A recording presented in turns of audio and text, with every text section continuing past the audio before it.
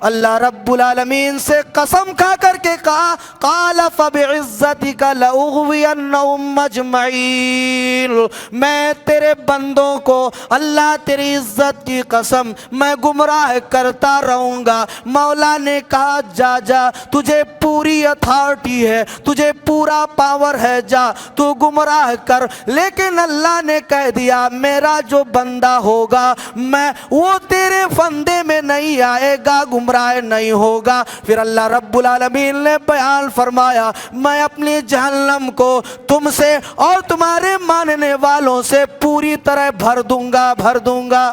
کتنی اہم بات کہ اللہ ہی ہے سب کچھ دینے والا۔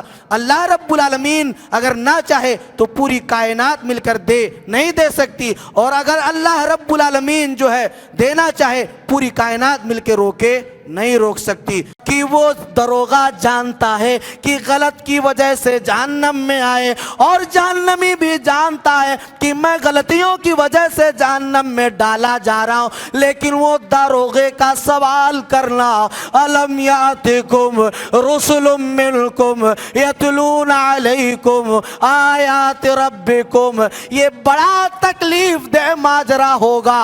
الحمدللہ نحمده ونستعینه ونستغفره ونؤمن به ونتوکل علیہ ونعوذ باللہ من شرور انفسنا ومن سیئات اعمالنا، من يهده الله فلا مضل له ومن يضلله فلا هادي له، وأشهد أن لا إله إلا الله وأشهد أن محمدًا عبده ورسوله۔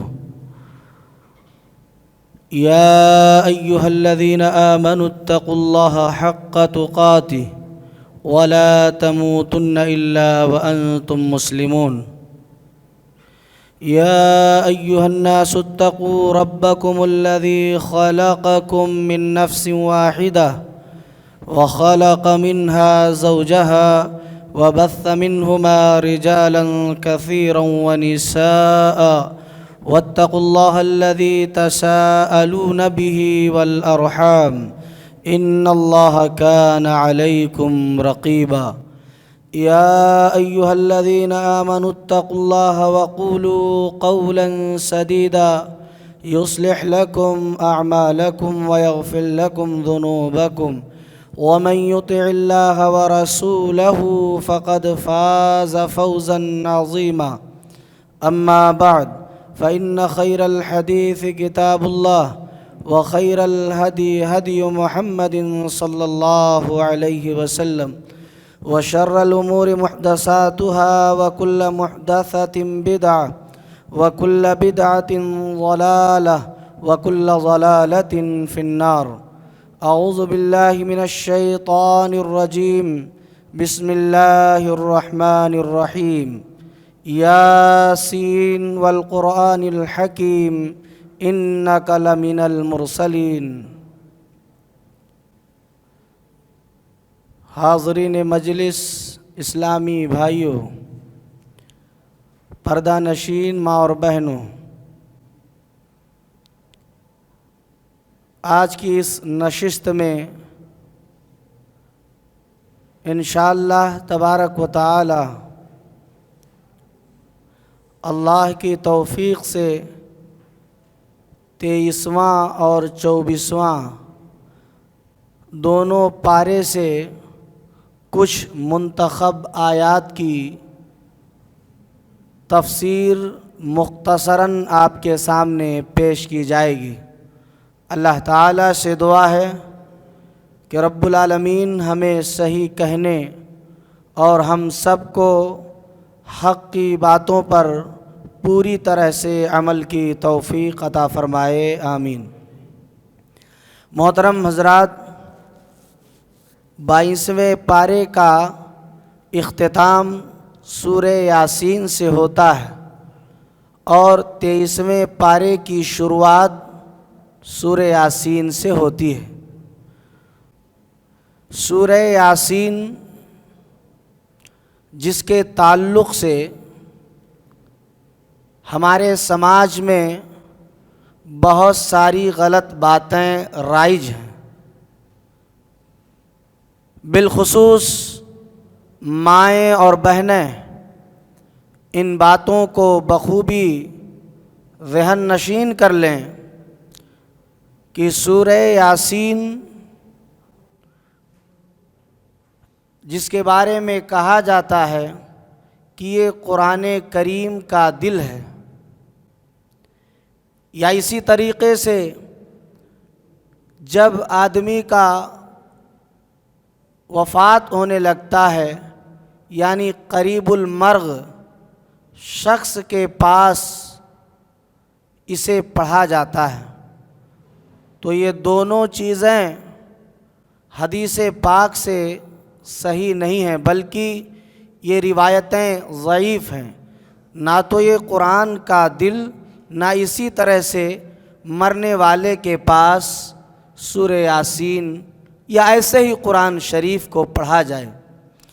ہاں، صحیح بات یہ ہے کہ مرنے والے کے پاس یہ کہا جائے، جیسا کہ نبی اکرم صلی اللہ علیہ وسلم نے بیان کیا، لقنوا موتاکم لا الہ الا اللہ، کہ تم اپنے مرنے والوں کو لا الہ الا اللہ کی تلقین کرو۔ لا الہ الا اللہ کی تلقین کا مطلب آپ نے کیا سمجھا؟ لا الہ الا اللہ کی تلقین کا مطلب یہ نہیں کہ آپ اپنے انتقال ہونے والے شخص سے، مرد ہو یا عورت، اس سے زور دے کر کے یہ نہ کہا جائے کہ تم لا الہ الا اللہ کہو۔ اگر آپ کے ہاں یہ رسم و رواج ہوگا تو آپ نے دیکھا ہوگا کہ آدمی جاکنی کے عالم میں ہوتا ہے اور اس کی حالت خراب ہوتی ہے، لوگ اسے کہتے ہیں کہ کہو لا الہ الا اللہ، تو اس شخص سے لا الہ الا اللہ نہیں کہلوایا جائے گا، بلکہ جو لوگ اس وقت مرنے والے کے پاس، وفات پانے والے کے پاس رہیں گے، وہ اپنی زبان سے آواز کے ذریعے لا الہ الا اللہ محمد الرسول اللہ پڑھیں گے۔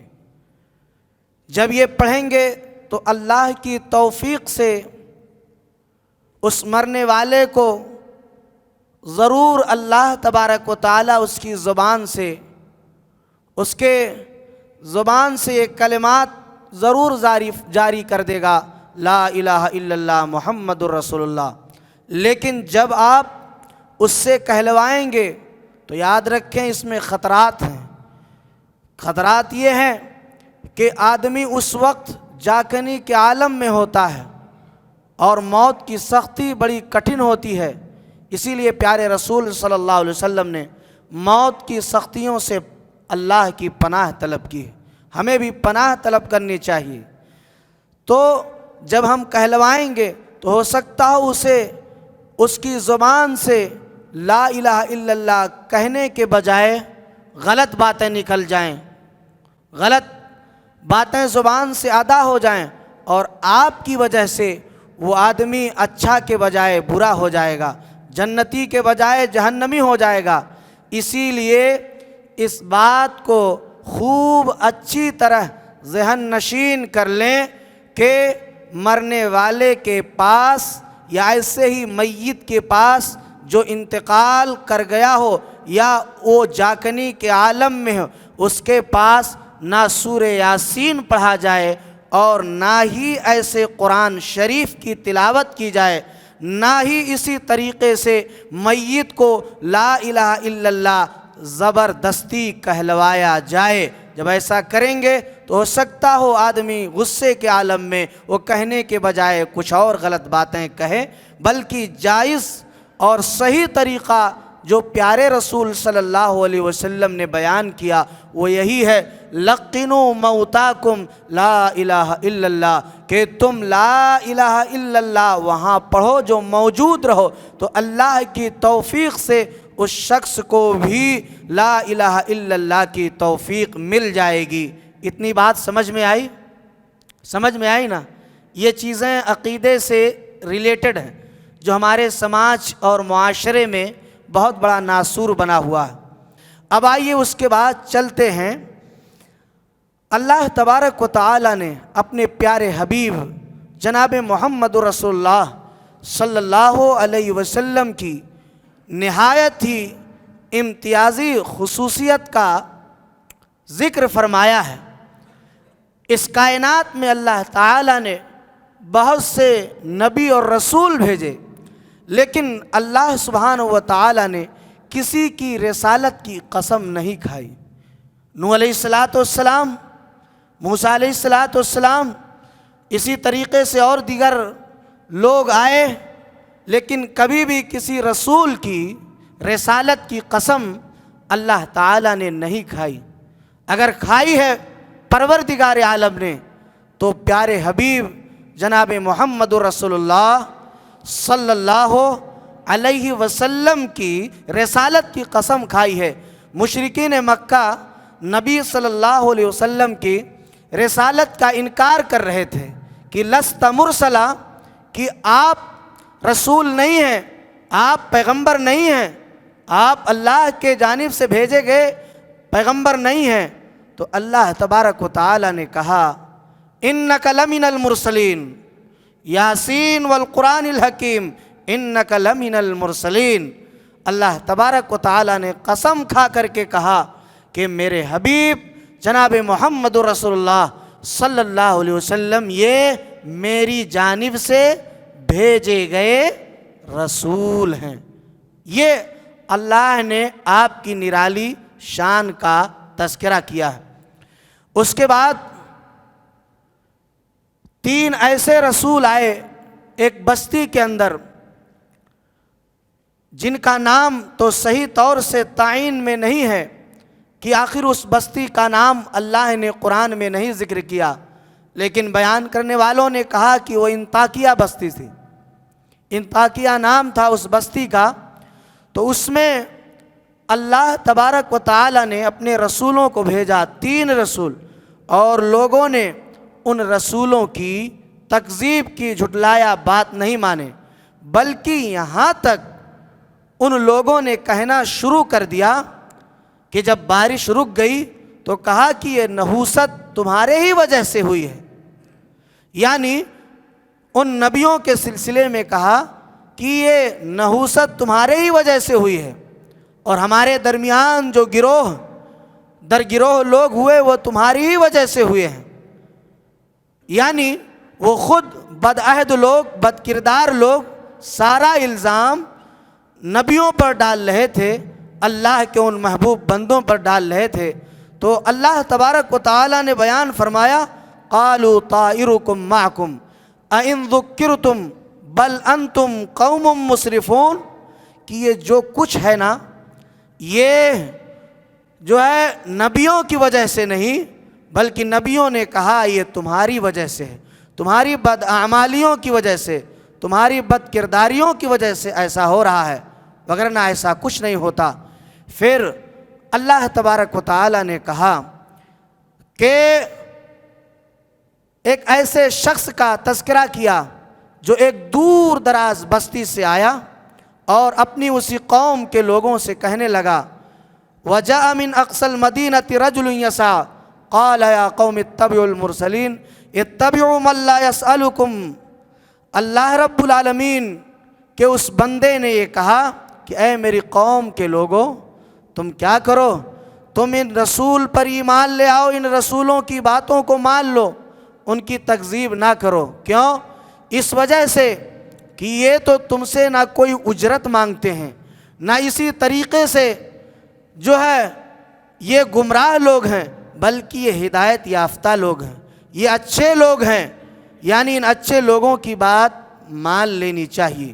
تو پتہ یہ چل رہا ہے کہ رسولوں کی یہ صفت جو یہاں پر ذکر کیا گیا، ایک تو وہ اجرت کے طلبگار نہیں تھے، دوسرے وہ کہ وہ اچھے لوگ تھے، بہتر لوگ تھے، ہدایت یافتہ لوگ تھے، اور ہدایت یافتہ لوگوں کی راستوں پر چلنا ہی، ان کے راستوں کو تسلیم کر لینا ہی اور ان کے فرمان کے مطابق عمل کرنا ہی ہم سب کے لیے اور ان کے لیے نجات کا راستہ ہے، اور اسی طریقے سے ہمارے لیے نبی مکرم صلی اللہ علیہ وسلم کا بتایا ہوا طریقہ یہی نجات کا ذریعہ ہے۔ اس کے بعد آئیے ہمارے وہ احباب جو انٹرمیڈیٹ یا ہائی اسکول میں یہ اپنے سبجیکٹ کو پڑھے ہوں گے، اور پہلے ہی سے پڑھایا جاتا ہے کہ لوگوں نے ابھی تک یہ پڑھا، یا ہو سکتا ہو آپ کی تعلیمات میں کچھ چیزیں چینجنگ ہو گئی ہو کہ زمین گھومتی ہے یا آسمان گھومتا ہے۔ پڑھا ہے آپ لوگوں نے؟ ہاں، کیا پڑھا؟ زمین گھومتی ہے کہ آسمان گھومتا ہے؟ بتائیے۔ ہاں، زمین گھومتی ہے۔ اچھا، سائنسداں ایک کے بعد دیگرے اپنی اپنی باتیں بیان کرتے رہے کہ زمین گھومتی ہے، پھر بعد میں کہا نہیں آسمان گھومتا ہے، پھر دوسرے نے کہا نہیں آسمان نہیں زمین گھومتا ہے۔ یعنی اتنا گھمایا سائنسدانوں نے کہ دنیا والوں کی عقلیں گھومنے لگیں۔ اب آدمی تعین نہیں کر پا رہا ہے کہ آسمان ہی گھومتا ہے یا زمین گھومتی ہے۔ تو جب قرآن پڑھیں گے، سورہ یاسین جو میں آپ کے سامنے بیان کر رہا ہوں، وہ قرآن اس بات کی صراحت آپ کو دے رہا ہے کہ دونوں گھومتے ہیں۔ کیا ہے؟ کیا ہے؟ دونوں گھومتے ہیں، صرف زمین نہیں، صرف آسمان نہیں، بلکہ دونوں گھومتے ہیں۔ اللہ تبارک و تعالی نے بیان کیا والشمس تجری لمستقر لها ذلك تقدیر العزیز العلیم والقمر قدرناہ منازل حتى عاد كالعرجون القدیم لا الشمس ينبغي لها ان تدرك القمر ولا الليل سابق النهار وكل في فلك يسبحون۔ اللہ رب العالمین نے کہا والشمس تجری لمستقر لها ذلك تقدیر العزیز العلیم والقمر قدرناہ منازل حتى عاد كالعرجون القدیم۔ پہلے سورج کا تذکرہ ہے کہ سورج اپنے تمام لاؤ لشکر کے ساتھ گردش کرتا ہے اور اپنے محور میں، اپنے دائرے کار میں جو اللہ نے متعین کیا ہے اسی میں وہ سورج گھومتا ہے، چلتا ہے۔ اس کے بعد والقمر قدرناہ منازل، اللہ رب العالمین نے چاند کے لیے بھی جو راستہ مقرر کیا ہے اسی راستے پر وہ چاند کیا ہے؟ چل رہا ہے، اپنے دائرے کے اندر، اپنے دائرے کار کے اندر وہ رواں دواں ہے۔ اگر یہ دونوں اپنے محور سے، اپنے دائرے کار سے اگر ہٹ جائیں تو پھر آسمان کا نظام درہم برہم ہو جائے گا۔ اور یاد رکھیں جب قیامت قائم ہوگی تو اللہ تبارک و تعالی ان کے نظام کو درہم برہم کر دے گا۔ تو اس طرح سے یہ آپس میں ٹکرائیں گے اور زمینوں پر گریں گے، زمین پر زلزلہ قائم ہوگا، قیامت قائم کر دی جائے گی۔ وہ ایک الگ تفصیل ہے اور ایک الگ موضوع ہے، لیکن میں آپ کے سامنے یہ بتلانا چاہتا ہوں کہ اللہ نے سب کے حدود کو متعین کر دیا ہے اور ہر ایک اپنے حدود اور دائرے کار میں چلتے ہیں۔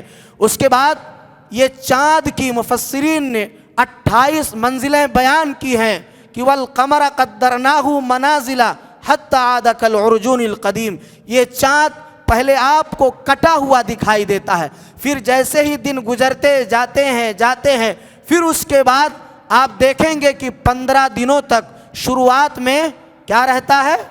بولو، 15 دن اجالا رہتا ہے، جو ہے چاند شروع میں ایک دم کٹا ہوا رہتا ہے، پھر دن گزرتے جاتے ہیں، آدھے سے آدھا پورے سے پورا ہو جاتا ہے، پھر اس کے بعد ڈوب جاتا ہے، وہ اپنی منزل سے نکلتا ہے۔ اور اسی طریقے سے سورج کے سلسلے میں یہ کہا گیا کہ سورج ہر روز جب غروب ہوتا ہے، ڈوبتا ہے، تو عرش کے نیچے جاتا ہے اور اللہ تبارک و تعالی کا سجدہ کرتا ہے، اللہ رب العالمین سے اجازت طلب کرتا ہے، پھر اللہ رب العالمین کے حکموں کے مطابق وہ نکلتا ہے۔ یعنی ہر روز وہ ڈوبتا ہے، سجدہ کرتا ہے، پھر اللہ سے نکلنے کی اجازت طلب کرتا ہے۔ اللہ رب العالمین کی جانب سے اجازت ہوتا ہے تو پھر اسی طریقے سے وہ سورج پھر دوبارہ نکلتا ہے۔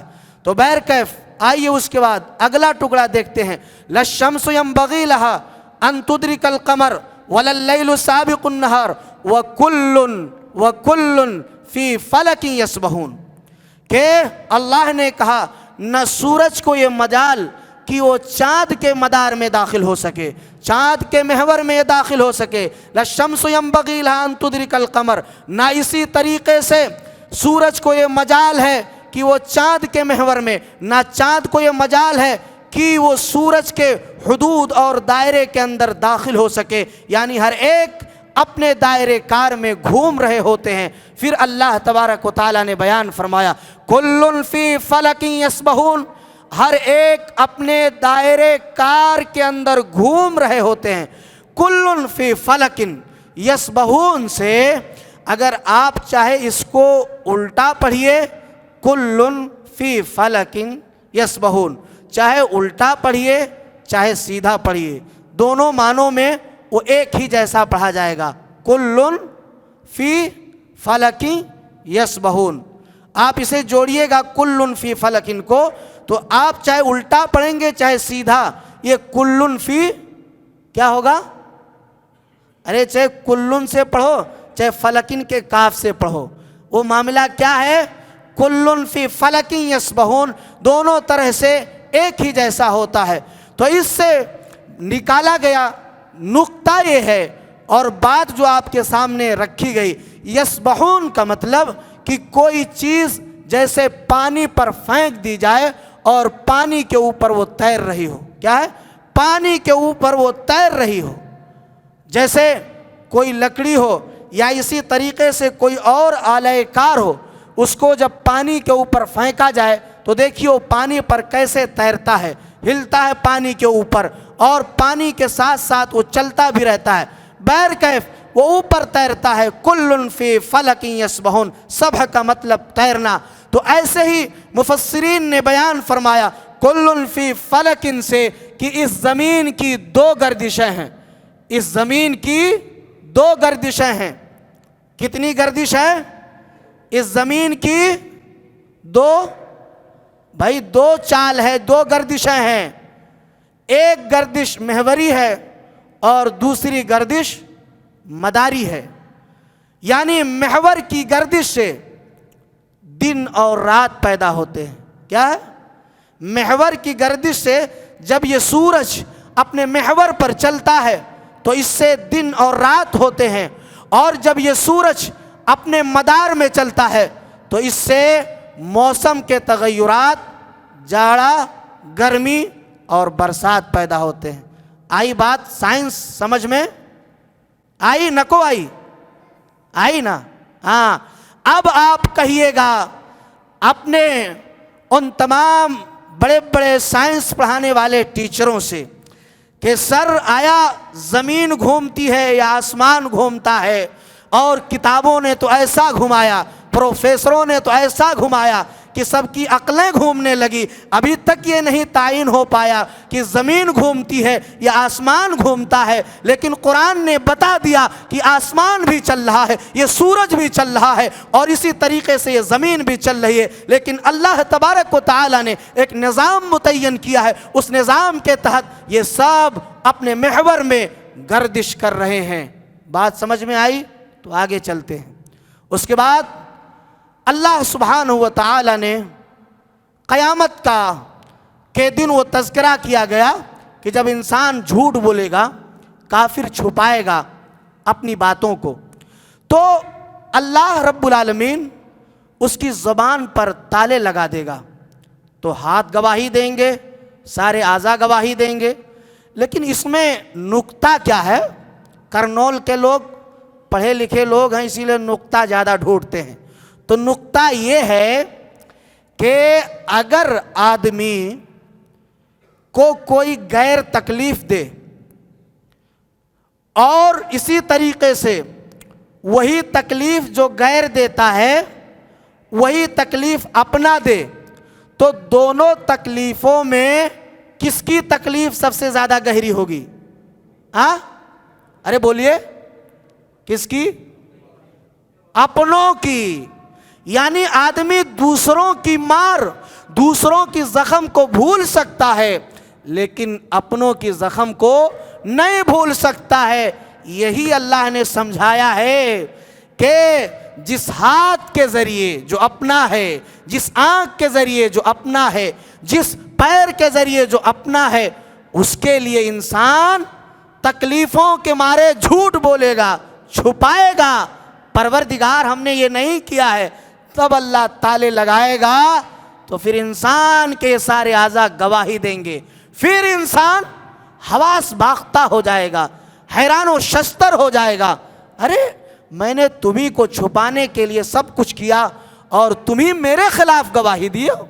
اللہ اکبر. اس وقت انسان پریشان ہو جائے گا، جائے تو کہاں جائے کہ خود اس کے اعضاء ہی اس کے گواہی دیں. یعنی پورا پول اس دن کھول دیا جائے گا. اسی لیے دنیا کے لوگوں، مسلمانوں، ہمیں اور آپ کو گناہ کرنے سے بچنا چاہیے، باز رہنا چاہیے. اب آئیے اگلی طرف چلتے ہیں کہ اللہ تبارک و تعالی نے کہا کہ جب قیامت اللہ قائم کرے گا تو سور پھونکا جائے گا.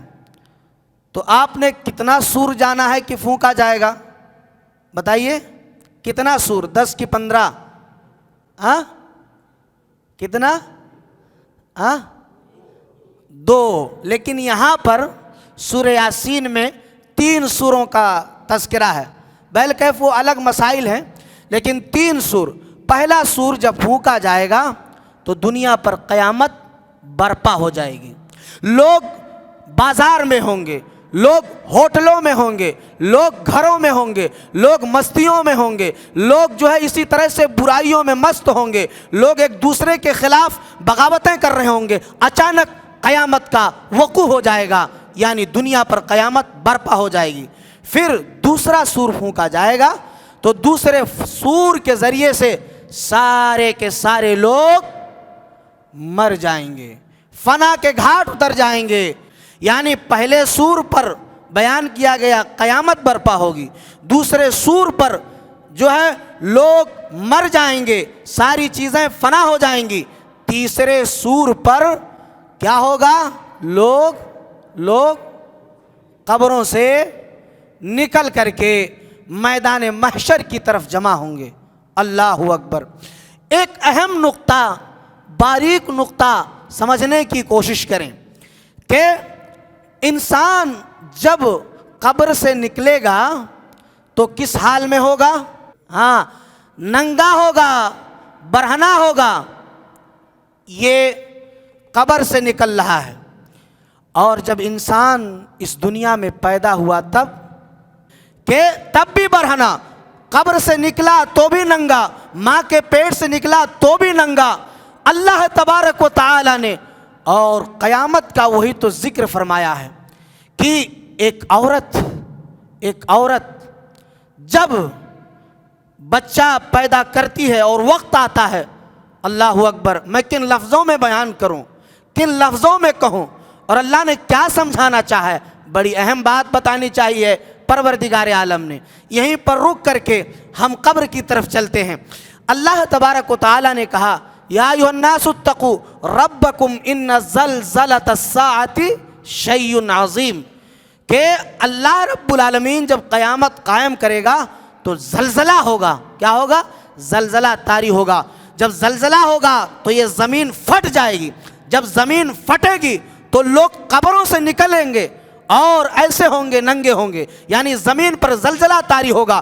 ایسے ہی ایک ماں جس کے پیٹ سے ہم نے جنم لیا ہے، اللہ اکبر، اس کے اوپر جب تک وہ زلزلہ، وہ درد زہ طاری نہیں ہوتا، یعنی اس قدر طاری ہوتا ہے، اس کے اوپر وہ معاملہ ایسا طاری ہوتا ہے، جب تک وہ طاری نہ ہو تب تک بچہ ماں کے پیٹ سے باہر نہیں آتا ہے. ایسے ہی وہ پورے زلزلے اس کے جسموں پر طاری ہوتے ہیں اللہ کی طرف سے، جس کو درد آپ کہتے ہیں. پھر اچانک وہ کیفیت ہوتی ہے کہ وہ بچہ ماں کے پیٹ سے باہر نکل آتا ہے۔ اگر یہ کیفیت نہ ہو تو بچہ عورت نہیں پیدا کر سکتی ہے میرے بھائیوں۔ اسی لیے آپ کبھی جائیں گے اور آپ نے دیکھا ہوگا کہ جب عورت ہاسپٹلائز ہوتی ہے تو اسے ڈاکٹر بولتا ہے اس کو درد نہیں ہو رہا، ٹائم ہو گیا، اس کا پیریڈ ہو چکا ہے، اب جو ہے سوئی انجیکشن ساری دوائیاں دیتا ہے۔ پھر اس کے بعد اگر نہیں ہوتا تو زمانہ نہ ترقی کر گیا، سیزر کا معاملہ آ گیا،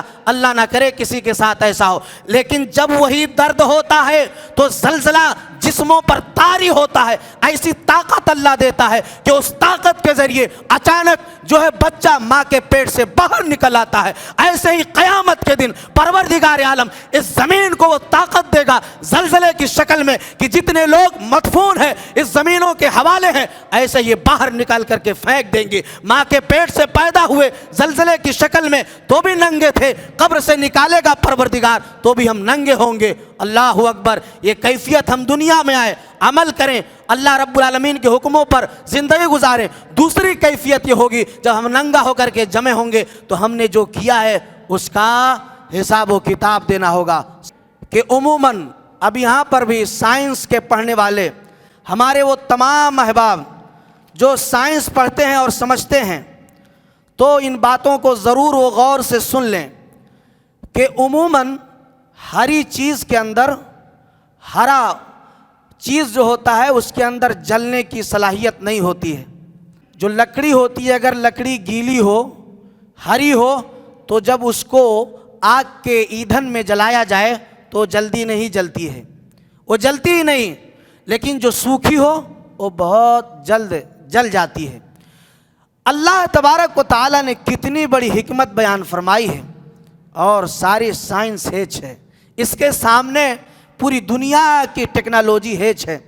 عرب کے اندر جو ہے 2 درخت پائے جاتے تھے، ایک کا نام جو ہے مرخ اور دوسرے کا نام عفار۔ جب ان دونوں کی لکڑیاں جو آپس میں رگڑی جاتی تھی تو کیا ہوتا تھا، اس سے جو ہے آگ پیدا ہوتی تھی، آگ جلتی تھی، آگ نکلتی تھی۔ اللہ اکبر۔ اور یہ تذکرہ کیا گیا کہ ہرا ہوتا تھا، سوکھا نہیں بلکہ ہرا ہوتا تھا۔ تو اللہ رب العالمین نے یہاں پر بیان فرمایا کہ الذی جعل لکم من الشجر الاخضر نارا فاذا انتم منہ توقدون۔ اللہ رب العالمین نے بیان فرمایا یہاں پر لکڑی کو من الشجر الاخضر نارا، یعنی آگ کا تذکرہ ہرے درخت سے اللہ تبارک و تعالیٰ نے کہا ہے، کیا ہے کہ ہرے درخت سے وہ آگ نکلتے تھے۔ اور اسی طریقے سے اللہ رب العالمین نے جہنم کو بھی نار کہا ہے۔ اب آپ سمجھنے کی کوشش کریں کہ یہ جو 2 درخت تھے جن کا نام ہے، ان کو رگڑنے سے ان کی ٹہنیاں آگ نکلتی تھیں۔ تو آپ جانتے ہیں درخت ہمیں اور آپ کو کیا دیتا ہے؟ آکسیجن۔ درخت سے ہمیں آکسیجن ملتا ہے، یہ تو متفقہ فیصلہ ہے سائنسدانوں کا، اور اگر نہیں بھی ہے تو قرآن کی آیت کہہ رہی ہے کہ درخت ہمیں آکسیجن۔ تو کون سا درخت بتائیے؟ درخت کون سا؟ اگر سوکھ گیا ہو تو اس درخت سے ہمیں ہوا ملے گی؟ ہاں، تو ظاہر سی بات ہے ہرے درخت سے ہمیں کیا ملے گا؟ آکسیجن ملے گی۔ اور اسی لیے سب سے ورجنل اور جسے شدھ کہتے ہیں ہندی میں، وہ پیور جو ہے ہوا ہمیں اور آپ کو نیچرل وہی دیتا ہے، وہی آکسیجن ہمیں دیتا ہے۔ تو اللہ تبارک و تعالیٰ نے بڑی پتے کی بات بتائی ہے۔ تو آکسیجن اور ہائیڈروجن جو ہے، ہائیڈروجن بھی پڑھا ہے آپ نے، ہائیڈروجن جلانے کا کام کرتا ہے، آگ کا کام کرتا ہے۔ کیا ہے؟ آگ کا کام کرتا ہے۔ اور آکسیجن اسی لیے جب H پہ 2 لگا دیا جائے اور آکسیجن، تو یہ سب مل کر کے یعنی آکسیجن جلتا ہے اور ہائیڈروجن جلانے کا عمل کرتا ہے، جبکہ یہ کیا ہے بولو؟ آکسیجن کیا ہے اگر دیکھا جائے؟ بولو، پانی ہی کی شکل میں آ جاتا ہے، اس کی حقیقت جب نکالیں گے تو کیا ہے، پانی کی شکل میں آ جاتا ہے، بہر کیف وہ الگ گہرائی کا مادہ ہے۔ تو ایسے ہی کہا گیا کہ جب قیامت قائم ہوگی، دنیا پر زلزلہ ہوگا، پانی ہی پانی ہوگا، تو اللہ رب العالمین یہ نظام جس کو سائنس بھی تسلیم کرتی ہے، پانی میں بھی آگ لگ جائے گا، دنیا بھسم ہو جائے گی، جل جائے گی۔ کیا بات ہے، کیا کیا بیان کیا جائے، کیا چھوڑا جائے، آپ کا وقت ہی زیادہ ہو جاتا ہے۔ تو بہر کیف الذی جعل لکم من الشجر الاخضر نارا فاذا انتم منہ توقدون، کہ اللہ رب العالمین نے یہ بھی بتا دیا کہ ہرے درخت سے بھی آگ نکل سکتے ہیں، اور جیسا کہ میں نے آپ کو سمجھایا۔ اب اس کے بعد آگے چلیے، سورہ صافات کی شروعات ہے، اللہ رب العالمین نے بیان فرمایا والصافات صفا فالزاجرات زجرا فالتالیات ذکرا۔ اللہ رب العالمین نے اس کے بعد بیان فرمایا کہ بعد دیگرے رب السماوات والارض وما بینہما ورب المشارق۔ اللہ رب العالمین نے یہاں کہا کہ رب السماوات والارض، جو آسمانوں کا زمینوں کا رب ہے۔ سماوات اور اسی طرح سے ارض کا ذکر یہاں پر کیا گیا، سماوات جمع ہے، تو اس سے کیا پتہ چل رہا ہے کہ زمین ایک نہیں ہے، بلکہ زمین کی بھی بولو لیئرز۔ اب آپ لیئرز کہتے ہو، جسے ہم اور آپ تہ کہتے ہیں، تہ پتھر آپ کے ہاں نکلتا ہے نا، تو دیکھیے کیسے تہ بتہ نکلتا ہے۔ تو ایسے ہی زمین کے بھی لیئرز ہیں، یعنی 7 بتایا گیا، 7 زمینیں ہیں، 7 آسمانوں کا ذکر کیا گیا۔ تو بہر کیف اللہ رب العالمین نے یہاں پر بیان فرمایا رب السماوات والارض وما بینہما، اور ان سب کے درمیان جو کچھ ہے سب کا رب ہے۔ کیا ہے؟ ورب المشارق، مشارق کا بھی رب ہے، مشارق کا بھی رب ہے۔ یہاں اب آپ یہ سمجھیے کہ اللہ نے یہاں پلیورل یعنی جمع کا صیغہ استعمال کیا گیا کہ وہ مشارق کا بھی رب ہے۔ اب آپ خود ہی بتائیں کہ سمت کہیں جو ہے کئی ہوتے ہیں، سمت کتنے ہیں؟ سمت کتنے ہیں؟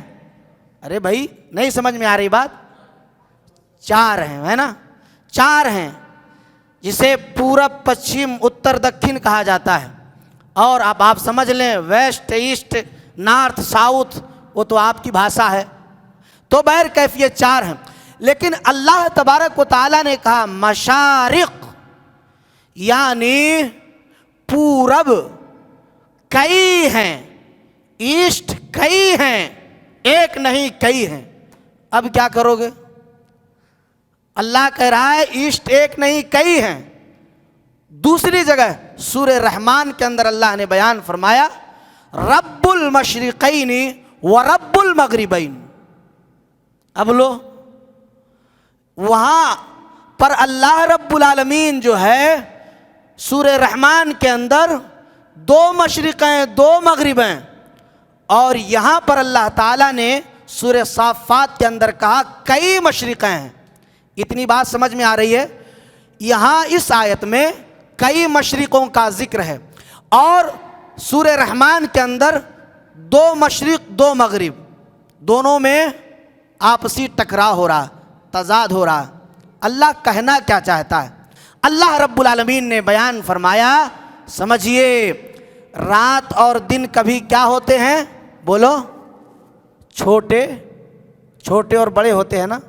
ہاں، رات اور دن بڑا اور چھوٹا ہوتا ہے نا؟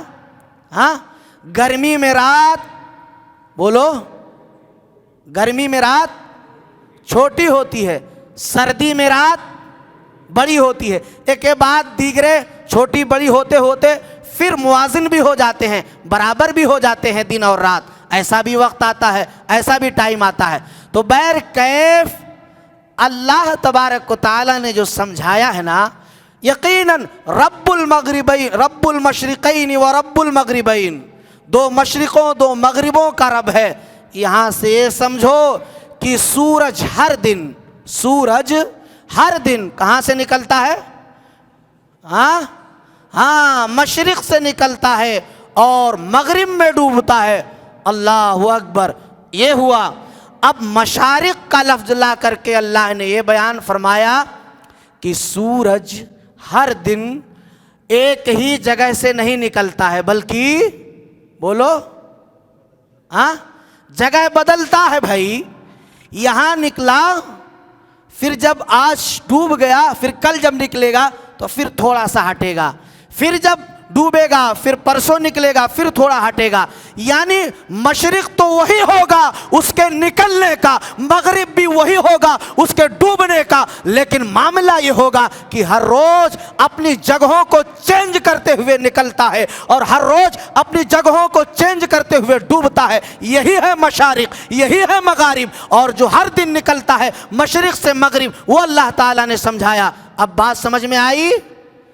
یعنی مشارق اور مغارب کا مطلب دن کا چھوٹا ہونا، رات کا بڑا ہونا۔ ایمان لے آؤ، جو سمجھتا ہے نا وہ ایمان لے آتا ہے۔ ابھی آپ نے سنا ہوگا کہ اللہ کی اس بندی نے جو تمل ناڈو کی اس خاتون نے اللہ کے کلام کو پڑھ کر کے ایمان لے آئی، اور ایسے کتنے لوگ ایمان لائے۔ اللہ اکبر، تو یہ اللہ کا کلام ہے جو اسرار اور رموز کو کھولتا ہے۔ صرف ایک نہیں کہتا ہے آؤ نماز پڑھو، آؤ روزہ رکھو۔ یہ قرآن تو اس نماز اور روزے میں بھی آپ کے لیے حکمت رکھا ہے۔ اب آپ کرو نہ کرو یہ آپ کی پریشانی، ہمارے اور آپ کی وبال ہے، لیکن ہمارے لیے بہت ہی فائدہ مند، اور پوری کائنات، پوری انسانیت کے لیے۔ آپ جانتے ہیں کہ دنیا میں سب سے زیادہ پڑھی جانے والی اگر کوئی کتاب ہے تو کون سی ہے؟ قرآن ہے۔ اور یہ قرآن صرف ہم نہیں پڑھتے، بلکہ اس دنیا پر سب سے زیادہ جس کا پاور ہے، طاقت ہے، جس کے حکموں پر اس دنیا کے فیصلے چلتے ہیں، جانتے ہو کون سی قوم ہے؟ بولو۔ قوم یہود ہے، قوم یہود ہے۔ قوم یہود ڈاکٹر اسٹیفن کارلیون، جنہوں نے جو ہے یہودیوں کے درمیان بہت سارا عرصہ گزارا، ان سے جب انٹرویو میں پوچھا گیا کہ یہودی کم تعداد میں لیکن پوری دنیا پر حاوی، ان کے کامیابیوں کے راز کیا ہیں، تو بتایا گیا ان کے کامیابیوں کے راز بہت سارے۔ انہوں نے جو بیان کیا، جانتے ہو کہ جب ان کا بچہ پیدا ہوتا ہے تو ان کے بچے کے لیے ایک تو ان کا عبرانی زبان جو ان کی زبان ہے وہ ہے، پھر دوسرے نمبر پر عربی زبان۔ کون سی زبان؟ عربی زبان کا سیکھنا لازم و ملزوم ہے۔ انگریزی بعد کا اسٹیپ، وہ تو ہے، لیکن ہمارے ہاں کا ہے جیسے پیدا ہو تیسے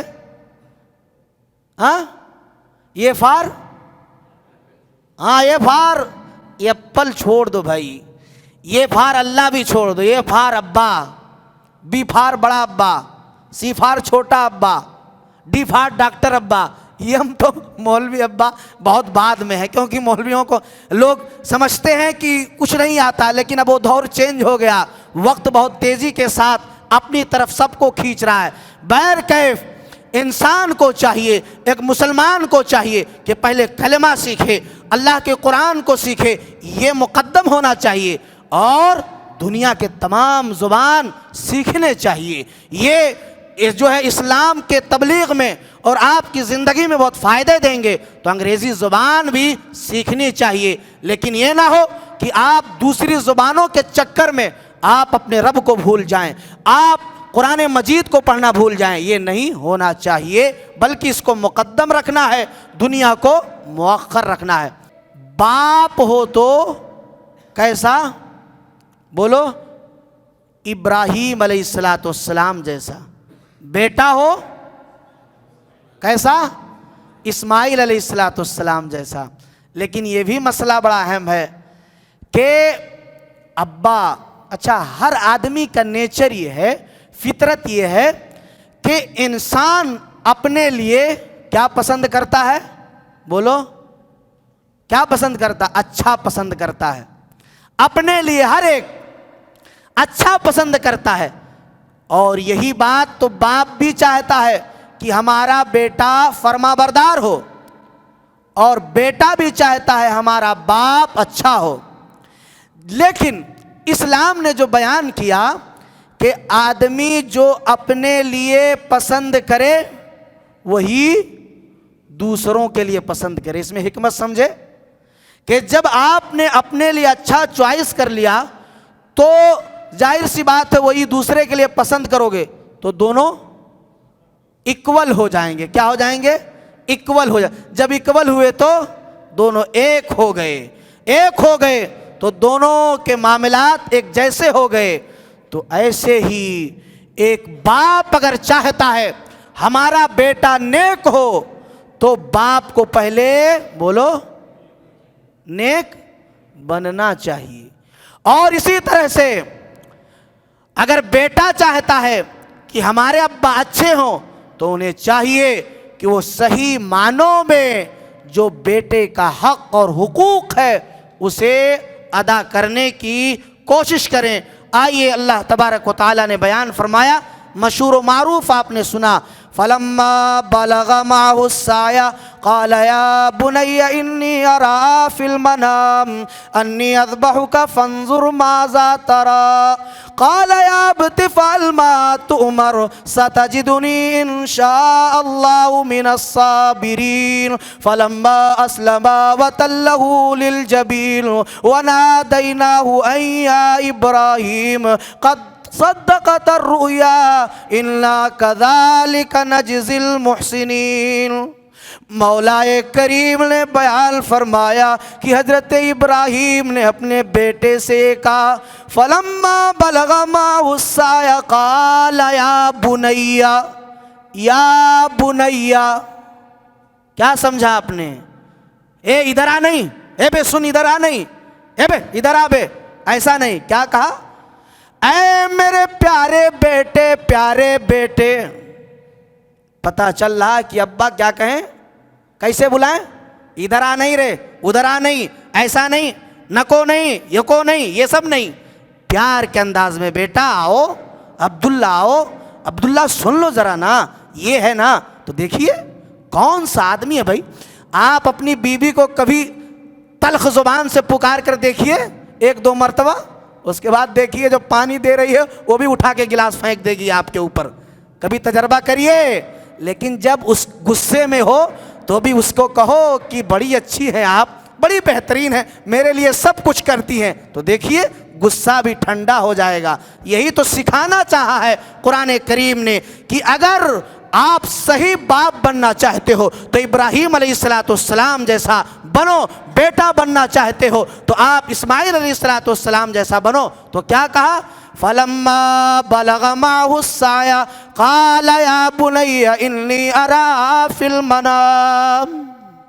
کہا اے میرے پیارے بیٹے, اے میرے پیارے, میں نے خواب دیکھا ہے, خواب دیکھا ہے.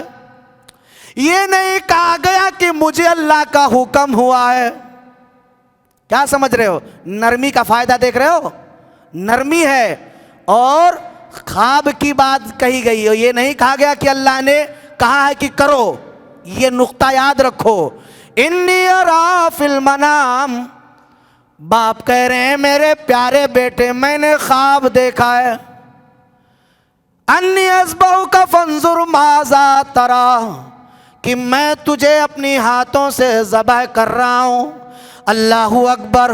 بیٹے کا یہ باپ کا اتنا کہنا تھا کہ بیٹے نے کہا قال یا ابت افعل ما تؤمر ستجدنی انشاء اللہ من الصابرین. اے میرے ابو, جو آپ کو حکم ہوا ہو آپ وہ کر گزریے. آپ مجھے صابروں میں سے پائیں گے, شکر گزار بندوں میں سے پائیں گے. باپ بیٹا معاملہ کیا ہے؟ خواب کا ہے. باپ کہہ رہا پیارے بیٹے, بیٹا کہہ رہا پیارے ابو, آپ کو جو حکم ہو وہ کر گزریے. اللہ اکبر. بڑی اہم بات ہے ایمان والو. بات تو بڑی عام ہے لیکن سمجھنے کی بات ہے ہمارے اور آپ کے لیے. چنانچہ اتنا کہنا تھا کہ انہوں نے حضرت ابراہیم علیہ السلام نے اللہ رب العالمین کے جانب سے دکھائے گئے خواب کو سچ کر دکھلایا. فلما اسلما وتلہ للجبین ونادیناہ ان या इब्राहिम क़द सद्दक़त अर्रुया इल्ला कज़ालिका नजज़िल मुहसिनीन। अभी चुरी हुल्क़ूम इस्माइल पर चलने ही वाली थी कि इस्माइल इब्राहिम के रब ने आवाज़ दी, क़द सद्दक़त अर्रुया, ओ मेरे प्यारे बंदे इब्राहिम, तूने अपने ख्वाब को सच कर दिखलाया। इल्ला कज़ालिका नजज़िल मुहसिनीन, हम ऐसे ही शुक्रगुजार बंदों को क्या करते हैं, बदला देते हैं। ये अल्लाह रब्बुल आलमीन के बंदे थे जिन्होंने बंदगी का सबूत दिया। तो ऐसा होना चाहिए। और इस वाक़े से पता ये चल रहा है कि जब घर में कोई काम काज हो तो जब बेटा बालिग हो जाए तो अब्बा को बोलो वन मैन शो नहीं, क्या वन मैन शो समझते ना, समझ गए, आर्डर आर्डर आर्डर आर्डर। जज साहब का आर्डर आप मत सुनाइए, बेटा बड़ा हो गया है, कुछ समझ करके लीजिए, क्या कुछ समझ करके लीजिए। ऑर्डर ऑर्डर कहेंगे घर खराब हो जाएगा, बिगड़ जाएगा। इसीलिए कोई भी अहम फैसला लेना हो जिंदगी का तो मशवरा करो घर में आपके जो भी लोग हों। देखिए इब्राहिम अलैहिस्सलाम ने क्या कहा था, क़ाल या बुनैया इन्नी अरा फिल मनाम, मेरे बच्चे मैंने ख्वाब देखा है। मशवरा तलब कर रहे हैं कि अब क्या होना है। तो बेटा कह रहा है फंजुर माजा तरा, जो आपका वो कर गुजरिए। तो अगर कोई ये हो कि हमारी कॉलर हमारी टाई नहीं गिरनी चाहिए तो मामला बड़ा ख़राब हो जाता है। इसीलिए आर्डर आर्डर के बजाय जज साहब मत बनिए, बल्कि आप एक मुस्लिह इंसान, मुस्लिह बाप बनिए। तो इस वाक़े से आपके सामने चंद निकात पेश किए गए, समझ में आए ना आपको।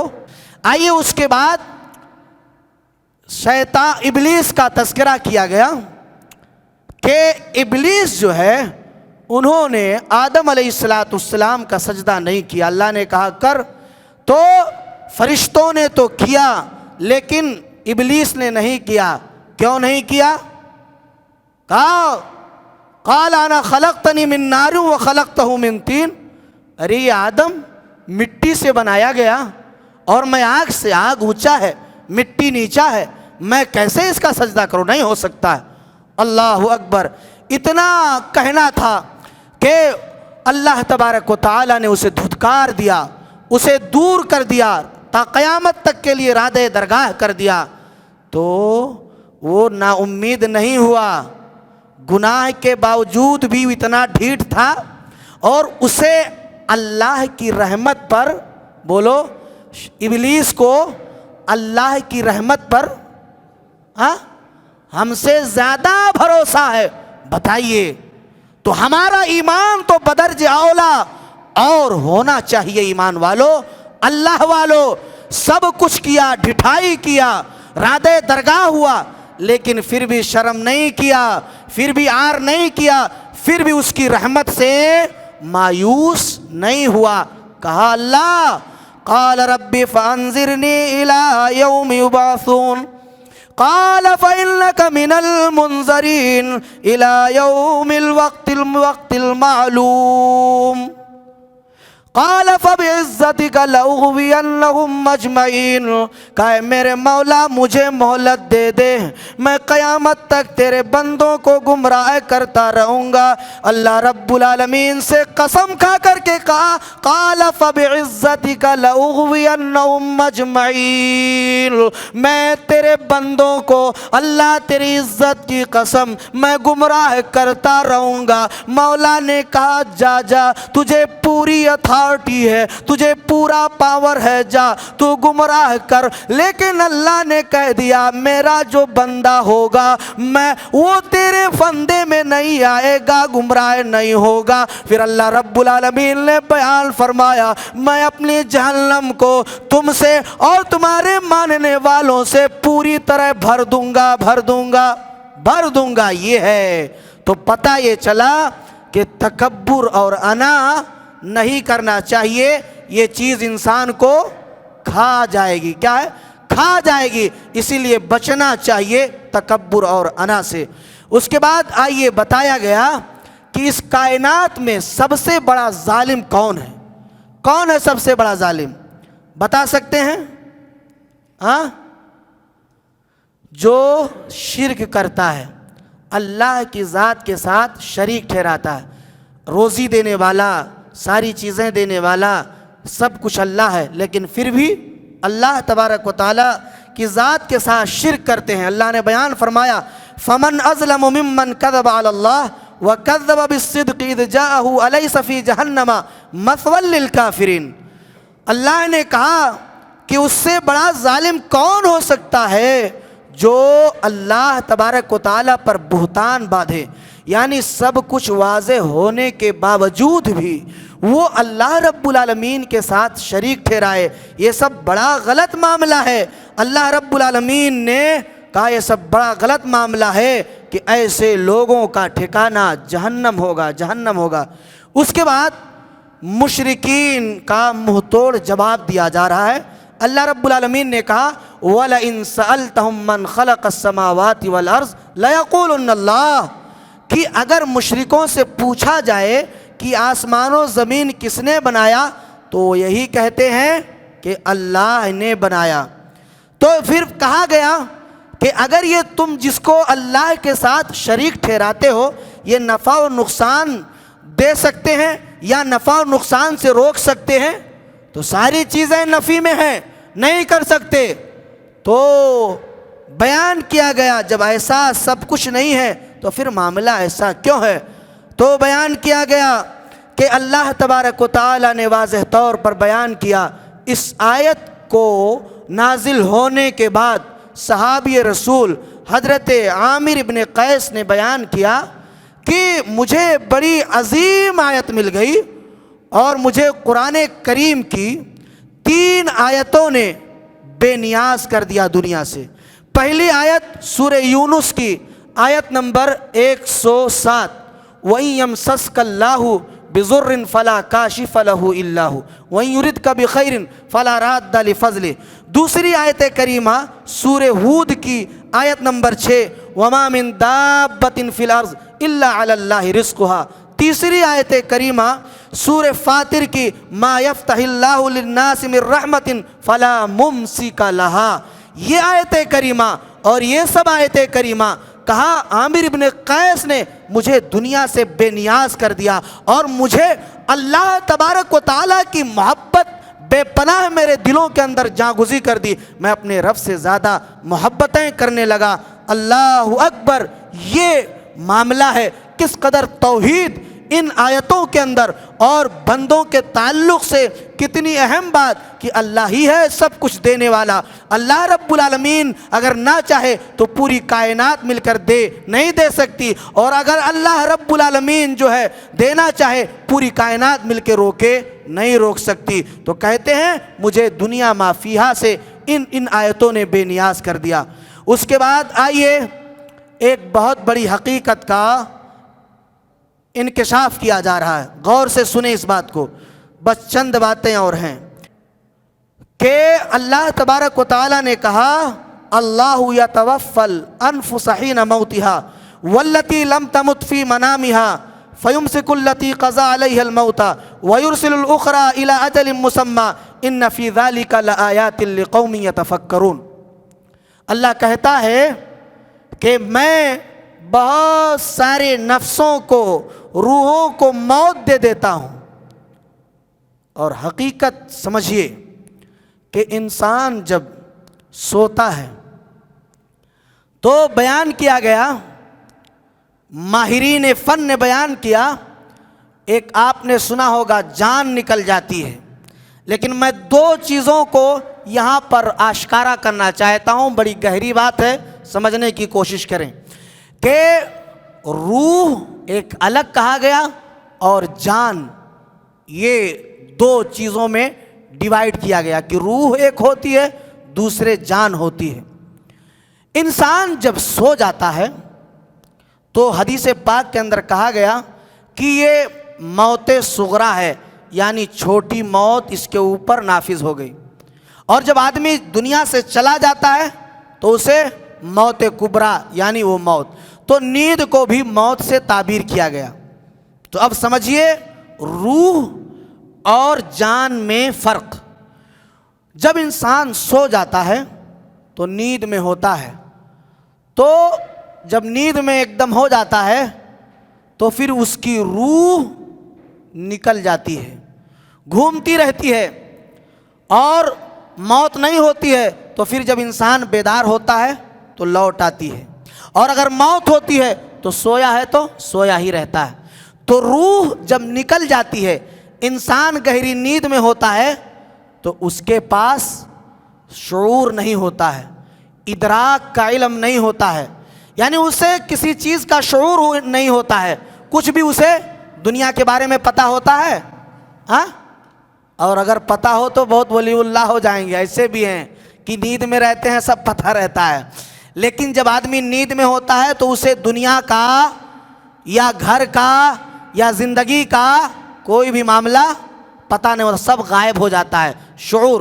تو یہی کہا کہ جب آدمی نیند میں ہوتا ہے گہری تو یہ روح نکل جاتی ہے, تو جب روح نکل جاتی ہے تو اس کا شعور ختم ہو جاتا ہے, شعور ختم ہو جاتا ہے. اور اسی طریقے سے اب جان کا معاملہ دیکھیے, جب کبھی کبھی انسان مرتا ہے, اور آپ نے دیکھا ہوگا بہت سارے ایسے لوگ ہیں, کسی کو لوگ مارتے ہیں تو تڑپا کے مرتا ہے آدمی, تڑپ کے مرتا ہے. تو تڑپ کے جو مرتا ہے نا, وہ ماہرین فن نے بیان فرمایا کہ جان پہلے نکل جاتی ہے, روح بعد میں نکلتی ہے. کیا سمجھا؟ جان پہلے نکلتی ہے, روح بعد میں نکلتی ہے, کیونکہ روح وہ ادراک کا مادہ رکھتی ہے, سمجھ بوجھ کا مادہ رکھتی ہے. جس طرح سے نیند میں روح نکل جاتی ہے اور اللہ کے حکموں کے مطابق وہ چلتی رہتی ہے, اگر موت کا فیصلہ نہیں ہوا تو پھر واپس آ جاتی ہے. تو جب آدمی نیند میں رہتا ہے روح نکلتی ہے, ادراک اور شعور غائب ہو جاتے ہیں کہ زندگی میں کیا ہو رہا ہے اسے کچھ پتہ نہیں ہوتا. تو بیان کیا گیا کہ جب جان پہلے نکلتا ہے روح بعد میں نکلتی ہے تو آدمی تڑپتا ہے, تڑپ کے مرتا ہے. جب آدمی ایسا تڑپ کے مرے تو یہ سمجھنے کے لیے باریک مدعا ہے کہ جان نکل گئی ہے, روح باقی ہے. اور جب روح اور جان دونوں ساتھ میں نکلتے ہیں تو بھی معاملہ سختیوں کا ہوتا ہے. اسی طرح سے بیان کیا گیا کہ جب روح پہلے نکل جاتی ہے اور جان جو ہے وہ بعد میں نکلتی ہے تب آسانیاں ہوتی ہیں. کیا ہے؟ تب آسانیاں ہوتی ہیں. یہ اللہ تعالیٰ نے سمجھانا چاہا اس آیت کریمہ سے. بات سمجھ میں آئی آپ کو؟ سمجھ میں آئی یہ باریکی؟ اب اس کے بعد ایک واقعہ پیش کرتا ہوں اور بات کلیئر ہو جائے گی آپ کے سامنے, بالکل ایک دم صاف ہو جائے گی کہ ایک شخصیت تھی مسلمانوں کی, آزادی کے بعد سب سے پہلا ہندوستان کا وزیر تعلیم کون بنا؟ بتائیے. ارے کون بنا بھائی؟ ہاں, مولانا ابوالکلام آزاد رحمۃ اللہ علیہ. یہ آزادی کے بعد سب سے پہلے جو ایجوکیشن منسٹر وزیر تعلیم بنے.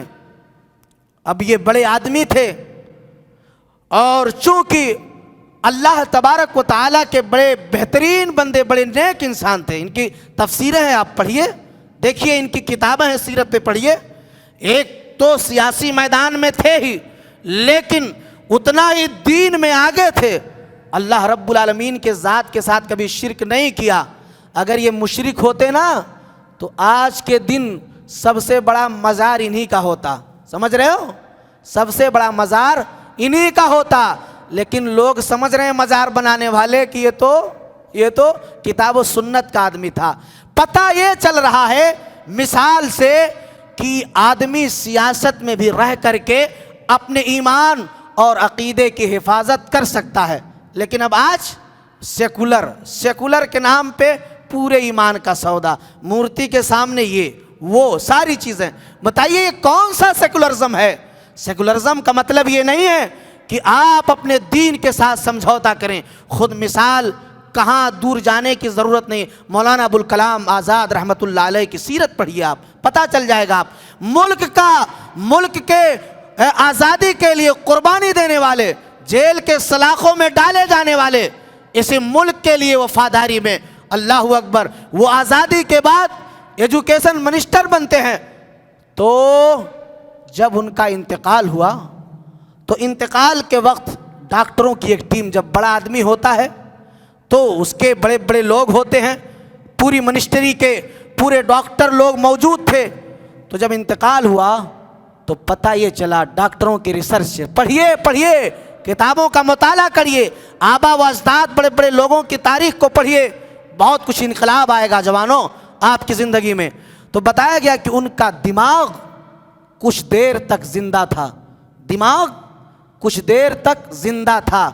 اور آج کی سائنس نے کون سا رپورٹ بھائی، ECG یا کون سا رپورٹ آتا ہے، اب اگر مجھ سے غلطی ہوگی تو معاف کیجیے گا، ان رپورٹوں نے ثابت کر دیا ہے کہ آدمی کا دماغ، دل تو بند ہو جاتا ہے دھڑکنا، لیکن یہ دماغ 3 منٹ تک، کتنا، 3 منٹ تک، اب 3 منٹ تو زیادہ ہے، اس سے کم، لیکن زندہ رہتا ہے۔ یہ ہے اللہ یتوفل انفس حین موتہا واللتی لم تمت فی منامہا۔ کیا بیان کیا جائے، کیا قرآن کو چھوڑا جائے، کیا سمجھایا جائے کہ آپ کو بجھایا جائے، کتنی بڑی حقیقت کو اللہ تبارک و تعالیٰ نے آشکارا کیا۔ قربان جاؤ اس کلام پر۔ اسی لیے میں پہلی بار کرنول ہی سے قرآن کی تفسیر شروع کیا ہوں، کبھی نہیں میں نے کیا قرآن کی تفسیر، ہمیشہ تراویح ہی پڑھایا، لیکن جب میں پڑھتا ہوں تو کیا چھوڑوں کیا رکھوں، اور اسی میں الجھ جاتا ہوں، ٹائم چلا جاتا ہے، کیا بتاؤں، کیا لوں، کیا چھوڑوں۔ یہ قرآن بڑا عجیب و غریب کتاب ہے۔ مجھ سے کیا ہوگا، بڑے بڑے مفسروں سے کیا ہوگا، وہ اللہ جس کی تعریف لکھتے لکھتے دنیا کے سارے درخت قلم بنا دیا جائے اور دنیا کے سارے سمندر سیاہی بنا دیا جائے، نہیں لکھ سکتے ہیں۔ ایسے اس کلام کا حق ان چند منٹوں اور چند وقتوں میں، اور ایسے ہی پوری دنیا بیان کرے، حق ادا ہونے والا نہیں ہے۔ تو یہ ہے حقیقت جو میں نے آپ کے سامنے رکھا ہے۔ اب آئیے اس کے بعد اللہ تبارک و تعالی نے بیان فرمایا۔ جانتے ہو کہ بڑی باریک بات ہے کہ آدمی اگر کسی ٹینشن میں ہو اور آپ ٹینشن جان جاؤ کہ یہ اسی ٹینشن میں ہے نا، اور پھر آپ جانتے ہوئے بھی اس کو ٹارچر کرو، بھائی کیا بات ہے بھائی تیرے ساتھ، بتانا میں تیرا مسئلہ سالو کروں گا، ہے نا۔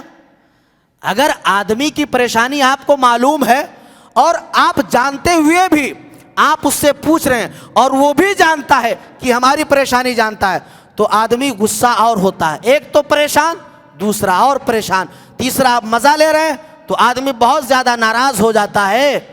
تو قیامت کے دن جب جنت و جہنم کا فیصلہ ہو جائے گا، جہنمی جہنم میں جائیں گے، تو جانتے ہو اللہ رب العالمین نے بیان فرمایا، پڑھ لیتے ہیں قرآن کریم کی وہ آیت کریمہ۔ اللہ رب العالمین نے کہا وَسِيقَ الَّذِينَ كَفَرُوا إِلَىٰ جَهَنَّمَ زُمَرًا حَتَّى إِذَا جَاءُوهَا فُتِحَتْ أَبْوَابُهَا وَقَالَ لَهُمْ خَزَنَتُهَا أَلَمْ يَأْتِكُمْ رُسُلٌ مِّنكُمْ يَتْلُونَ عَلَيْكُمْ آيَاتِ رَبِّكُمْ وَيُنذِرُونَكُمْ لِقَاءَ يَوْمِكُمْ هَٰذَا۔ جہنمیوں کو جہنم کی طرف ہکایا جائے گا، دوڑایا جائے گا، گول کے گول، جھنڈ کے جھنڈ لوگ لائے جائیں گے اور جہنم میں ڈالے جائیں گے۔ تو جہنم کا داروغہ پوچھے گا، جہنم کا پہرے دار پوچھے گا، الم یاتکم رسل منکم یتلون علیکم آیات ربکم۔ بتاؤ اے لوگوں، بتاؤ اے جہنم میں آنے والوں، کیا تمہارے پاس دنیا میں، کائنات میں اللہ کے رسول ڈرانے والے نہیں آئے تھے، اللہ کے بندے بتانے والے نہیں آئے تھے، اللہ کی کتابیں نہیں موجود تھی؟ تو وہ کہیں گے سب کچھ آئے تھے لیکن ہم نے جھٹلایا۔ قالوا بلا قد جاءنا فکذبنا وقلنا ما نزل اللہ من شیء۔ کہیں گے سب آئے تھے لیکن ہم نے جھٹلا دیا، ہم نے باتوں پر عمل نہیں کیا۔ اللہ اکبر۔ ایمان والو، نقطہ یہ یہاں پر کہ وہ دروغہ جانتا ہے کہ غلط کی وجہ سے جہنم میں آئے، اور جہنمی بھی جانتا ہے کہ میں غلطیوں کی وجہ سے جہنم میں ڈالا جا رہا ہوں، لیکن وہ داروغے کا سوال کرنا، الم یاتکم رسل منکم یتلون علیکم آیات ربکم، یہ بڑا تکلیف دہ ماجرا ہوگا، بڑا تکلیف دہ معاملہ ہوگا۔ ایمان والو، اسی لیے اپنے آپ کو نیک بنا لو، اللہ رب العالمین کا بندہ بنا لو، اللہ سے جنت طلب کر لو، ورنہ اس دن کچھ ہونے والا نہیں ہوگا۔ نقطہ کیا سمجھ میں آیا آپ کو؟ کیا سمجھ میں آیا؟ سمجھے؟ جہنمی کس وجہ سے جہنم میں جا رہا ہے اسے پتا ہے، دروغہ جہنم کا پہرے دار وہ جان رہا ہے کہ یہ جہنم میں کس وجہ سے جا رہا ہے، دونوں کو علم ہے، لیکن پھر بھی اس سے پوچھا جا رہا ہے کہ بتاؤ کہاں آئے ہو صاحب، کہاں آئے ہو صاحب، ہاں کیوں آ رہے ہو صاحب، پوچھا جا رہا ہے۔ غم پر غم، ہتھوڑے پر ہتھوڑا، تکلیف پر تکلیف، پریشانیوں پر پریشانیاں، اللہ اکبر، یہ اور المناک منظر ہوگا۔ اسی لیے ہمیں اور آپ کو پہلے سے تیار ہونا ہوگا۔ اللہ تبارک و تعالی نے بیان فرمایا کہ بندہ کو کبھی بھی نا امید نہیں ہونا چاہیے، اللہ بہت زیادہ معاف کرنے والا ہے۔ اور نبی مکرم جناب محمد رسول اللہ صلی اللہ علیہ وسلم نے بیان فرمایا کہ جب یہ آیت کریمہ نازل ہوئی تو مجھے بہت زیادہ خوشی ہوئی، بہت زیادہ خوشی ہوئی۔ وہ آیت کریمہ یہی ہے، قُلْ يَا عِبَادِيَ الَّذِينَ أَسْرَفُوا عَلَىٰ أَنفُسِهِمْ لَا تَقْنَطُوا مِن رَحْمَةِ اللَّهِ إِنَّ اللَّهَ يَغْفِرُ الذُّنُوبَ جَمِيعًا۔ اللہ رب العالمین نے بیان فرمایا، اے میرے گنہگار بندو، تم نے اگر گناہوں میں زیادتیاں کر لی ہیں، زیادہ بھی گناہ کر لیا ہے، لا تقنطوا من رحمت اللہ، تم کبھی بھی میری رحمت سے نا امید نہ ہو۔ اللہ کہہ رہا ان اللہ یغفر الذنوب جميعا، اللہ کہہ رہا ہے میں بہت زیادہ معاف کرنے والا ہوں، بہت زیادہ گناہوں کو بخشنے والا ہوں۔ اللہ اکبر۔ ایمان والو، کتنی بڑی بات اللہ رب العالمین نے بیان فرما دی ہے، اور پیارے نبی جناب محمد الرسول اللہ صلی اللہ علیہ وسلم نے بیان فرمایا، جب یہ آیت کریمہ نازل ہوئی تو مجھے بہت زیادہ خوشی ہوئی، اس سے بڑھ کر کوئی خوشی نہیں ہوئی۔ آئیے، یہی وجہ ہے کہ چند مشرکین و کافرین جب ایمان لانا چاہے تو انہوں نے اپنے گناہوں کی دہائیاں دی، اے محمد الرسول اللہ میں ایمان تو لانا چاہتا ہوں لیکن میرے گناہ یہ ہیں، میری خطائیں یہ ہیں، میرے گناہوں کا کیا ہوگا؟ اسی طریقے سے حضرت عمر ابن عاص رضی اللہ تعالیٰ عنہ جب ایمان لانا چاہے تو محمد الرسول اللہ سے کہا، اے اللہ کے نبی، ہاتھ یدکا وبایک علی الاسلام، اے پیارے نبی آپ اپنے ہاتھ کو بڑھائیں، میں ایمان لانا چاہتا ہوں۔ مدنی تاجدار نے اپنے دست مبارک کو بڑھایا، حضرت عمر ابن عاص نے کھینچ لیا، کہا اللہ کے رسول صلی اللہ علیہ وسلم معاملہ ذرا ماجرا سن لیجئے۔ پیارے نبی نے بیان فرمایا، عمر ابن عاص تمہیں کیا ہو گیا؟ کہا اللہ کے نبی اسلام لانے سے پہلے ارے میں جو گناہ کیا ہوں میرے گناہوں کا کیا ہوگا؟ پیارے نبی نے بیان فرمایا، اما علمت ان الاسلام یہدم ما کان قبلہ وان الہجرت تہدم ما کان قبلہ وان الحج یہدم ما کان قبلہ۔ اے عمر ابن عاص، جب تم اسلام لے آؤ گے، کلمہ پڑھ لو گے، مسلمان ہو جاؤ گے تو اللہ تمہارے سابقہ گناہوں کو معاف فرما دے گا، معاف فرما دے گا۔ اللہ اکبر. یہ ہے قل یا عبادی الذین اسرفوا علی انفسہم لا تقنطوا من رحمت اللہ. اللہ کی رحمت سے نا امید نہ ہویا جائے. اللہ رب العالمین معاف کرنے والا ہے, ساری خطاؤں کو معاف کرنے والا ہے.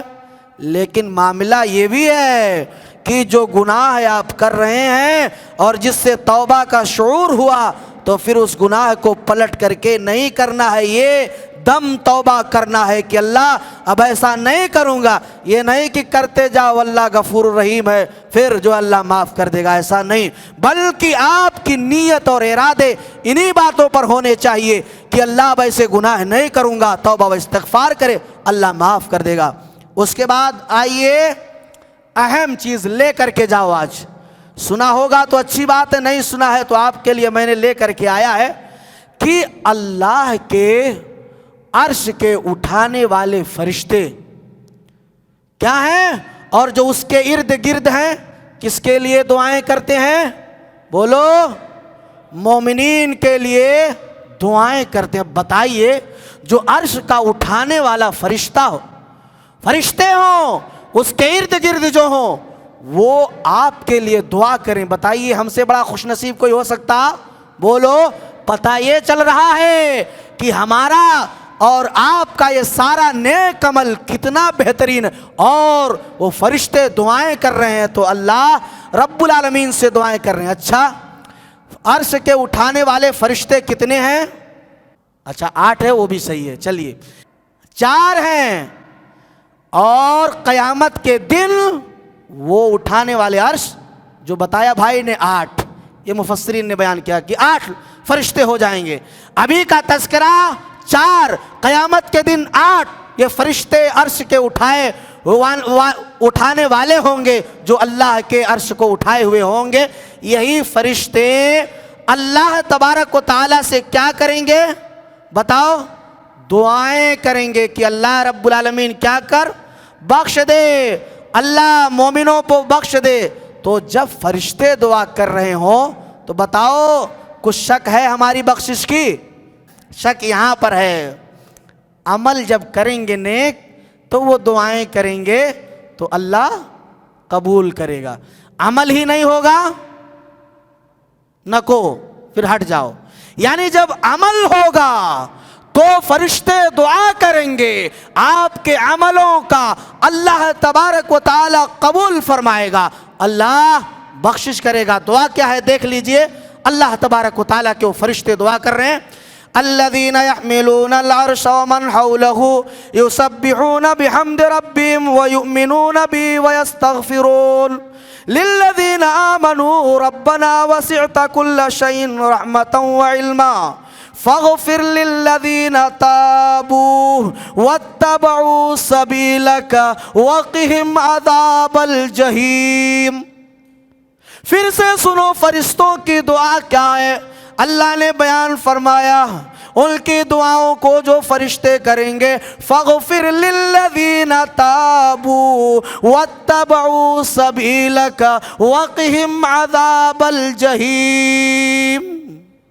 اللہ بخش دے ان بندوں کو جو تیری فرما برداری کرتے ہیں, تیرے راستے میں چلتے ہیں. اور بخشش کے بعد فرشتے پھر کیا کہہ رہے ہیں؟ وقہم عذاب الجحیم.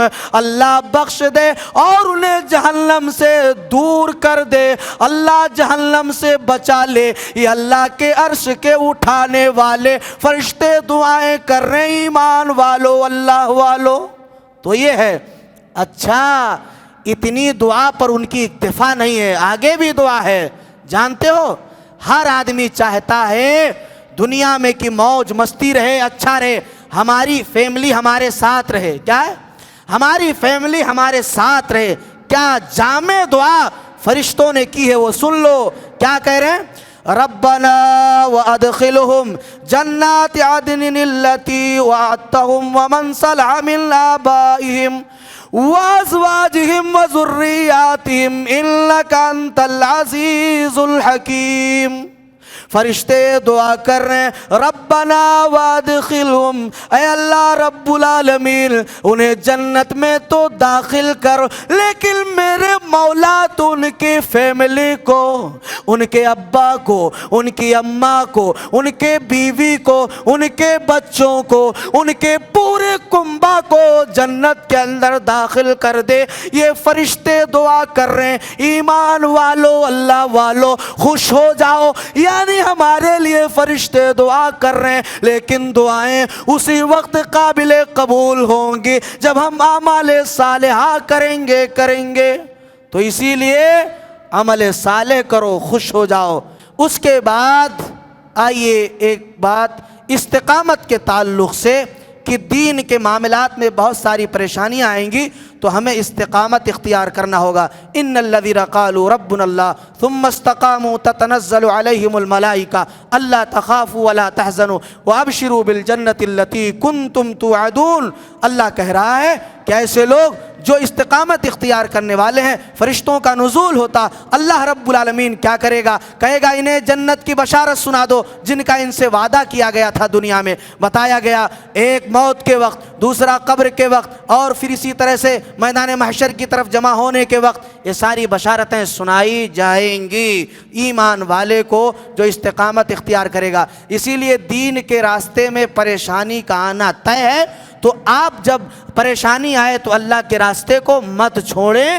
جب نہیں چھوڑیں گے تو اللہ ایسے بندوں کو کیا کرے گا؟ جنت دے گا۔ اس کے بعد یہ بیان کیا گیا کہ مولوی صاحب جب کوئی بات بتائیں دین کی تو مولوی کو پہلے عمل کرنا ہوگا۔ کیا کرنا ہوگا؟ عمل کرنا ہوگا۔ بے عمل عالم وہ عالم نہیں ہے، وہ تو جاہل ہے۔ کیا ہے؟ بتایا گیا کہ مولوی صاحب بتانے سے پہلے خود اس پہ عمل کریں، اس کا سائیڈ ایفیکٹ نہیں ہوگا۔ انگریزی دوا نہیں بنے گی تو پھر کون سی دوا ہو جائے گی؟ یا آپ کی ہومیوپیتھک ہو جائے گی، یونانی ہو جائے گی، جس کا کوئی سائیڈ ایفیکٹ نہیں۔ کہ جب آپ عامل رہیں گے تو آپ عمل کریں گے، خود بتائیں گے تو عوام پر اس کا اچھا اثر پڑے گا، اور اسی طرح سے لوگ آپ پر انگلیاں نہیں اٹھائیں گے۔ اور جب آپ عامل نہیں رہیں گے تو انگریزی دوا کی طرح سائیڈ ایفیکٹ ہوتا رہے گا۔ تو اللہ تبارک و تعالی نے وہی بیان فرمایا وَمَنْ أَحْسَنُ قَوْلًا مِّمَّنْ دَعَا إِلَى اللَّهِ وَعَمِلَ صَالِحًا وَقَالَ إِنَّنِي مِنَ الْمُسْلِمِينَ، کہ اس شخص سے بہترین بات، بھلی بات کس کی ہو سکتی ہے؟ جو اللہ کی طرف لوگوں کو بلائے، یعنی اللہ کی طرف بلانا یہ بہت بہترین کام ہے دنیا میں، اللہ تعالیٰ نے بیان کیا۔ اور اس کے بعد وقال اننی من المسلمین، میں مسلمان ہوں کا مطلب یہ ہے کہ بلانے والا بولو کیسا ہو؟ ہاں، عمل کرنے والا ہو۔ تو اسی لیے جب محمد الرسول اللہ صلی اللہ علیہ وسلم کی زندگی اور صحابہ کی زندگی جب آپ پڑھیں گے تو صحابہ نے سب کیا ہے، کر کر کے دکھایا ہے۔ اور اتنا ہی نہیں، صحابہ نے پوچھا تھا سب کچھ کرنے کے باوجود، دلنی علی عمل اذا عملتہ دخلت الجنہ، کہ پیارے نبی ہمیں کچھ عمل بتلائیں کروں، کرنے کے بعد جنت مل جائے۔ جبکہ سب کچھ کر رہے ہیں، صحابہ کرام سارے اعمال کر رہے ہیں، لیکن پھر بھی کچھ مل جائے کروں اور مجھے جنت مل جائے، یہ جنت کے طلبگار لوگوں کی بات ہے۔ تو یہ باتیں آپ کو میں سمجھتا ہوں سمجھ میں آ گئی ہوگی۔ اب دو بارے مکمل میں نے آپ کے سامنے مختصراً چنیدہ آیتیں پیش کی ہیں۔ اللہ رب العالمین اگر ہمارے کہنے میں کوئی کمی اور کوتاہی ہے، مولا ہماری کمیوں کو معاف فرما۔ اللہ تبارک و تعالی ہمارے اندر اخلاص پیدا فرما۔ مولا رب العالمین ہمیں صحیح معنوں میں کتاب و سنت پر عمل کرنے والا بنائے۔ مولا اے پاک پروردگار عالم، ہم میں سے جو تیری رضا کے متلاشی ہیں، اے اللہ رب العالمین تو ان سے راضی ہو جا مولا۔ اے اللہ ہم میں سے جو تیرے راہ سے بھٹکے ہوئے ہیں اللہ تو انہیں ہدایت یافتہ بنا دے مولا۔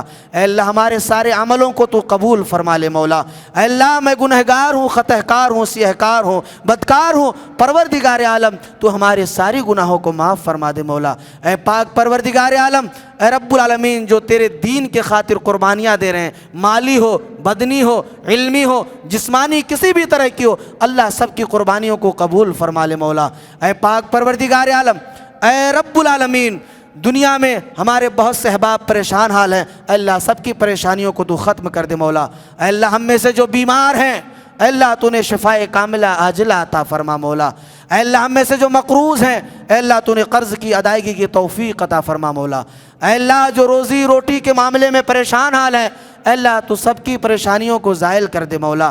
اے رب العالمین جو ہمارے آبا و اجداد قبروں میں مدفون ہیں اے اللہ تو نے جنت الفردوس میں اعلیٰ مقام عطا فرما مولا۔ اے اللہ جب تک ہم اس دنیا میں زندہ رہیں، ایمان و اسلام پر زندہ رہیں، جب ہمارا خاتمہ ہو کلمہ توحید لا الہ الا اللہ محمد الرسول اللہ پر ہو، رب العالمین تو نے جو جنت بنائی ہے اے اللہ ہم تمام کے تمام موحدین بندوں کو جنت الفردوس میں اعلیٰ مقام عطا فرما۔ آمین تقبل یا رب العالمین وآخر دعوانا ان الحمد للہ رب العالمین۔ السلام علیکم ورحمۃ اللہ وبرکاتہ۔